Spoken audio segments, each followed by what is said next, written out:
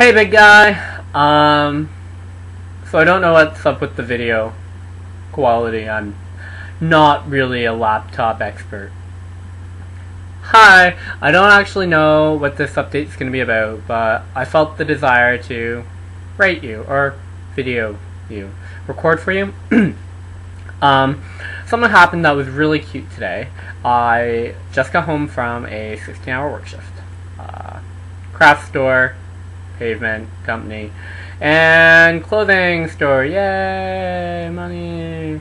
So at the end, like when the store closed tonight, the clothing store, I was asked to go collect all the buggies outside, and it's raining and it's cold. I get to wear this very fashionable orange vest and struggle with all these buggies because I'm like holding an umbrella in one hand, my nice silver umbrella one, and trying to like maneuver all these buggies back to the store, and like I'm hilariously failing at it because they're rolling back, they're falling on me, I'm falling down, I'm tripping, and this cute little girl comes up and she's like wearing her winter coat and a toque, and she's like, "Hi, mister, is there anything I can help you with? Like, can I help you put these away?" And she just starts grabbing the buggies and like pushing them. I'm like, no, you really shouldn't. Thank you very much, but I can do this. There's probably some safety or legal implications involved. She's like, no. When I see someone who needs help, I will help them. Or I will help those who are in need. Or so she says something really cute and heartfelt and noble. And it kind of made me think, I'm like, that's awesome. She's young and innocent, but I mean, it's great that, like, that's how she thinks. She wants to help people who look like they need help. I mean, I feel like once upon a time I felt like that. I hope I still feel like that. And so I let her help me. I mean, like, what am I going to do? Crush her, like, little notion of good and humanity? I'm sorry I can't let you push buggies. If you hurt yourself, your mother might sue us and we'll have a lawsuit. Which is actually probably entirely true. For insurance purposes, I shouldn't maybe have let her help. But, I did. She wasn't going to get hurt. It wasn't big. She like only handled 2 carts, and really she was just keeping them from rolling away. So I'm about to go in the store, and I see this elderly woman, not like geriatric or anything, but just like older than me. She's just like kind of like agitated. I'm like, "Hey, is there anything I can help you with?" I'm like, pay it forward. And she's like, "Oh, we're just waiting on someone." I guess her daughter comes out with her daughter. So her daughter and her granddaughter come out, and the little girl is like scared. She looks like she's been crying, and her mom's like, come on. She's like, "No, I don't want to go. And she's really quiet about it though. I'm just like, and she's got no jacket. I'm just like, "You want me to like walk with you? I'll use my umbrella to like shield you from the rain." Like, she's like, "Oh yeah," and she's really cute. And I'm walking with her. I'm like, "Here, why don't you hold it?" And I let her hold the umbrella, and she's just walking along. And I guess her bigger sister, the one who had helped me put the carts away, she's like elbowing me, and I'm like, "Yeah, see, help those who need help." And she's like, "Yeah, that's my motto." And she's dancing around in the rain, and we get to the car, and I open the door for them, let them in. I'm just feeling really good about myself. And I didn't do it because I wanted to feel good about myself. I did because, one, it was the nice thing to do. It looked like she actually would have benefited from, some support and help, and I just thought, like, it's a really good sort of, I don't know, lesson in social interaction, humanity, to help people who need help. I sound like a broken record. So that was, like, my cute part of the day. There's been nothing else, really. One of my coworkers at the pavement company has recently recommended to me that I listen to an audiobook while I do my job. My job can be somewhat monotonous, important, and challenging, but sometimes monotonous. So I'm listening, or no quotes. I am listening. Reading The Crush by God knows who, and it's hilarious because it's kind of like one of those not really romantic. It's like a crime thriller, but like with an air of romance, with a female protagonist who's beautiful but steely, career-driven, likes to be independent, but used to have this wild side when she was like this young kid, and she's streaking of adventure. And then the other protagonist is this like laid-back blonde cowboy Texan. They're all white except for like another protagonist who's black, and he's black and like family man, gets the job done, goes by the book, and his white counterpart's like, oh, you know, who follows the rules. And it's hilarious because this guy reading the story, I think he's like doing Texas drawl, but like all the women sound like illiterate Latinas when he speaks. One sounded like an illiterate urban mother, although she was obviously Catholic Irish because her son was like a freckly redhead who was Catholic Irish. And I don't even know what the antagonist, he's like supposed to be some sleek hitman who's just like lavished in material goods, and he's just like so sexy and so suave, and I have no idea like what he sounds like. He just sounds kind of special. If I can make it any more clear without being utterly offensive, although that's probably offensive. The rule of the day is, if you think it might offend someone, and you have to go, I don't mean to offend anyone, it's probably offensive. So I'm listening to that, and it's kind of getting good. It's not really getting good, but it's the only thing I have right now. And some of them are apparently really racy, so I'm like excited to get to some of the racy stories where I'll be blushing at my computer and hoping the manager doesn't walk by because I'm like, tee! Other than that, I do get work done. I do get work done. I just now get it done with a little air of fiction. I recently went to Halloween Haunt with Dilly Bear and Emma. We had a blast. It was hell of a time getting there. I forgot stuff, Dill forgot stuff, Gardner was closed, so traffic was a bitch. I pretty much burned through a tank of gas that weekend. And by the time we actually got up there, it took forever just to like get in there and find parking.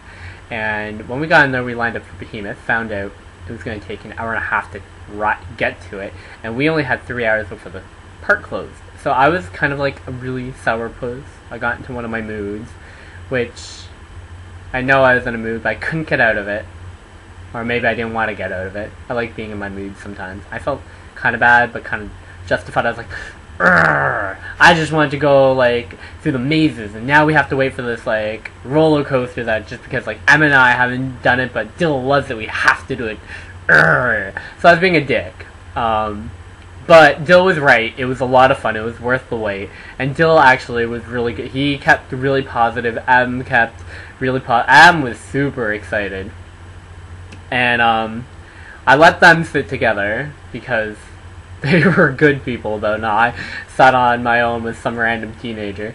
No, we weren't next to each other. Apparently, they now separate you in like little bucket seats. But so we rode it, and it was hella fun. Like it's such a thrill ride. I pretty much spent half the time like gripping my glasses because I didn't want to take them off and not see everything clearly, but then I didn't want to like them fly off and me have no glasses, and these cost a pretty penny.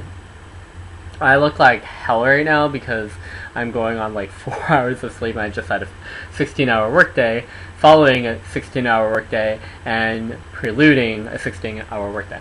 We also then did two other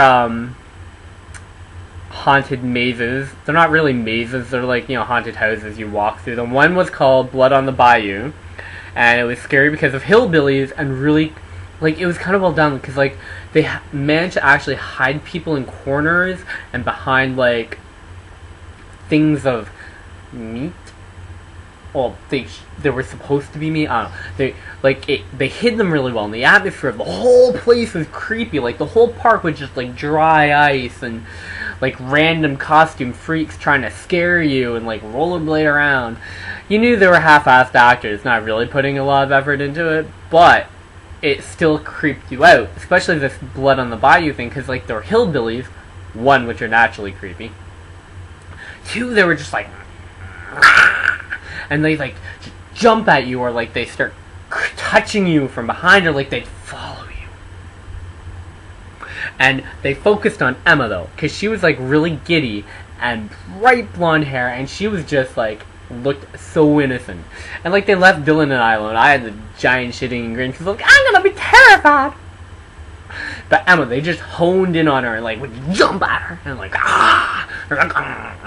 You know, those faces look the same. But the one part when we got to the end, there was this like dolled up like death porcelain doll girl, and I was at the front of the line by this point because like Emma got waylaid by some I don't know, hick cousin that wanted to ask her out, and this blood doll girl just looks at me, and I like kind of laugh, and then, hey mom. Oh, who are you talking to? I'm doing a video for my friend. Oh, I see. Say hi to Rich. Okay. Who's Rich? My best friend in England. Where? He lives in England. You can't see him, but just say hi. This is my mom. Hi, how are you? Sure he's doing well. Okay, can he see me? No, because I'm just recording it. Oh, okay. Alright. That's my mom. She's got a perm. All Asian women get a perm once they've reached the age of 50. It's a fact. So, creepy girl just started, like, following me. And then, it was really, really creepy. And you know you don't, like, it's nothing's bad gonna happen. But it's just really creepy. And she's like... She follows you, and, like, you kind of run. And then she just goes faster and just follows you even faster. And you bolt out of the thing, and you're like, yeah! She's like, ah! And then like I ran through a crowd and like hid behind a pillar like a pussy. But I wasn't the only one, because a lot of people did that when she chased them through the exit. That was fun. And we ate food, and we went to this one called Club Blood, which was really lame. The music was amazing, like really good house beats and electro beats, but it was just like sparsely populated with like they just like I don't know, disenchanted teenagers at this really lame small town bar where they're just sitting there, and instead of looking like gruesome and zombie-like, they just kind of look like they had face herpes, which were kind of gross.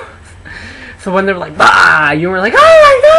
You're like, ew, don't touch me! And I thought it would be really cool if when they just filled it with people who were just standing there with their head down like they were Megan, they were just bouncing up and down, and they're like at really like building up parts of the music all of a sudden, like, ah! They all just and jumped at you because you have like go through this crowd of people, and they freaked you out, grabbed at you, like, and then ran like the wind. That would have been cool. But then they would have had to pay people who cared about the job, and that would have been expensive. But much better than what they had. So I don't have much else to say. I heard you got an iPad from your job, which is great. That's fantastic employee appreciation. I kind of hope they have an engraving of the late Steve Jobs on the back of it, in Jobs We Trust.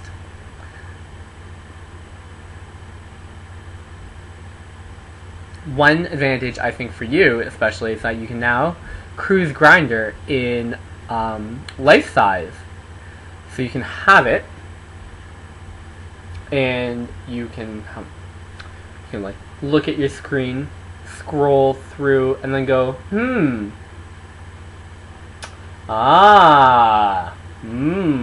maybe like if you had like 3D glasses, it'd like pop out at you, and you're like,